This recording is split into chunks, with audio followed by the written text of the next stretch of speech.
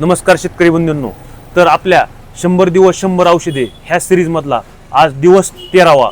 तर चला तर मग आज आपण वेबॉन प्लांट ग्रोथ रेग्युलेटर इंडोफिल ह्या कंपनीच्या औषधाबद्दल आपण थोडक्यात माहिती पाहणार आहेत.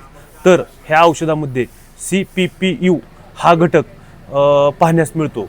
तर ह्या घटकाबद्दल आपण थोडक्यात माहिती पाहूयात. तर हा घटक हरित लवकी निर्मिती आणि पेशी विभाजन क्रिया आणि पेशी वाढीस प्रोत्साहन इत्यादी काम करतो. तर तुम्ही हे औषध फळ गळण्याच्या सुरुवातीच्या अवस्थेमध्ये प्रतिबंधक म्हणून पण कार्य चांगल्या प्रकारे करतं.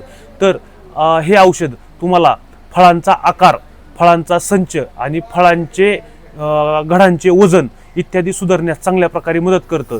तर सुधारित गुणवत्तेसह फळांची साल चमकदार आणि फळावर कोणत्याही प्रकारचे डाग न येऊ देण्यासाठी सुद्धा तुम्हाला चांगल्या प्रकारे हे काम करतं.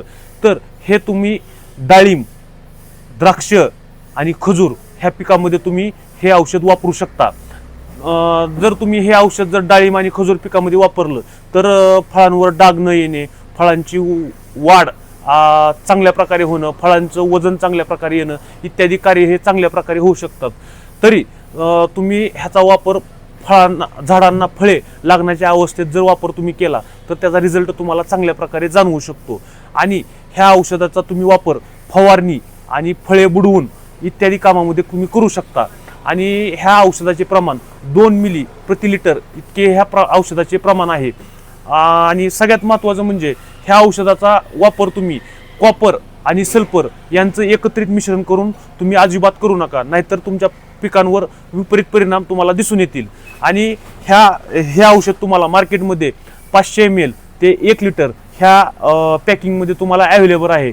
आणि 500 ml पॅकिंगची किंमत 1000 ते 1200 रुपयेपर्यंत तुम्हाला मार्केटमध्ये अवेलेबल आहे. आणि 1 लिटरची किंमत 1700 ते 1800 रुपयाच्या दरम्यान तुम्हाला भेटू शकते. धन्यवाद.